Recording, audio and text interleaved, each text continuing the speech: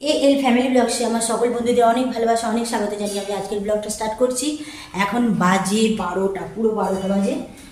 তো ওদিকে মাও রান্না করছে, আমিও রান্না করছি, আর যেগুলো বেরোচ্ছে সেগুলো বাসনগুলো মেজে নিচ্ছি তালে তালে। তো আজকে আমার কিছু জিনিস তৈরি হচ্ছে। আমার দেশের বাড়ি থেকে এসছে নোরদা, বালিশ তৈরি করছে, তোষক তৈরি করছে। চলো তোমাদের সাথে একটু শেয়ার করি। এই দেখো, এখানে হচ্ছে পাশ বালিশ হবে, মাথার বালিশ হবে। তোষকটা হয়ে গেছে, কোন সকালে এসছে, 6:30টায় এসে পৌঁছে গেছে। এই দেখো, এখানে এই তোষকটা হলো নতুন তোষক। ওকে, মাথার বালিশ আর এগুলো রোদে দিয়েছি। মাথার বালিশ দুটো মাথার বালিশ হবে, পাশ বালিশ হবে দুটো আপাতত, তারপরে আবার দেশের বালিশ বাড়ির হবে। ঠিক আছে, এই তোষকের ইয়েটা আমার খুব পছন্দ হয়েছে।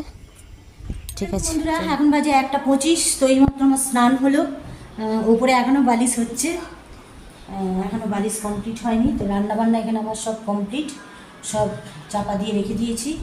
ওখানে দই বার করা আছে, দুধ এখনও দিয়ে যায়নি, দুধের জায়গা ধুয়ে রেখে দিয়েছি। দুধ দিয়ে গেলে তারপরে দুধ জাল দেব। নুরদা, যিনি বাসনই বটে, এই বালিশ করছেন, উনি খাবেন। তো কী কী রান্না করেছি চলো দেখিয়ে দিই, তারপরে দেখাবো। ওপরে যাচ্ছি, এই রোদ, প্রচণ্ড পরিমাণে রোদ। তো গিয়ে দেখাচ্ছি, চলো।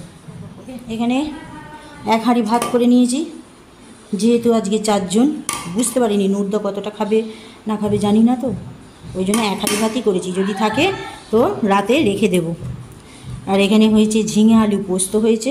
এই দেখো, এটা আমার মা বানিয়েছে, সুন্দর বানায়, তোমরা তো জানো।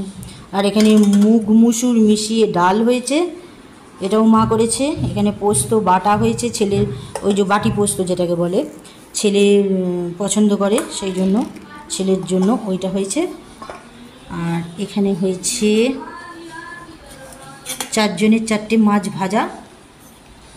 আর এখানে হয়েছে গাজর আর আলু ভাজা। তো আজকে অনেকগুলো পদই হয়েছে, যেহেতু নুরদা খাবে সেহেতু অনেকগুলো পদই করেছি, নাহলে এতগুলো করার কোনো দরকার ছিল না। ঠিক আছে, চলো এবার ছাদে যাওয়া যাক, কত দূর এগুলো দেখা যাক। এখানে তোষকটা ঝুলিয়ে দিয়েছে রোদ পাওয়ার জন্য। এই দেখো, আর এখানে যে বালিশগুলো হয়ে গেছে সেগুলো রেখেছে। আর এখানে হচ্ছে হয়ে গেছে সব, এবার লেটাচ্ছে, সব কমপ্লিট।